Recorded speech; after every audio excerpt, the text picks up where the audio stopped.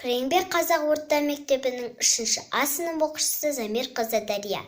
Есек пен бұлбұл Абай Құнанбаевтың аудармасы. Тойған есек шөпті оттап маңайдағы, сонырқап шатқа кетті қай-қайдағы. Тентіреп, өлкені өрлеп келе жатып, жолықты бір бұлбұлға тоғайдағы. Сен біздің ақын бұлбұл жаңа көрдім, атыңа жұрт мақтаған құмар едім.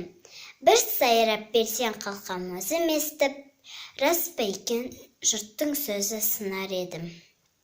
Өнерге салды бұлбұл сонда аңыратып, шыңғыртып, шымырлатып, сорғалатып, мың түрлі күйге салып тоқынтады, маңайда жан біткенді таңырқатып. Қой жатыр қойшы тыңдап тұрды елпіреп, көзіне қып-қызыл боп жас мөлдіреп. Жер соқпай, құс жыламай, бәрі жым-жырт, әнге көңіл жіберіп тұрды елпіреп. Бұлбұл болды, тосып тұр есек сөзін, есек жерге қаратып екі көзін.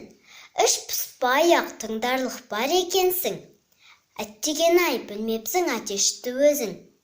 Екенсің ән салуға сен де ғайыпты, сен біраз атеш әнін үйрен депті. Бұл сықылды сыншының сөзін естіп, көз көрмеске бұлбұл да ұшып кетті. Демеймін жұрт мақтасын, я жақсын, я жақпасын, сөйтсе де мұндай сыншыдан Құдайым бізді сақтасын.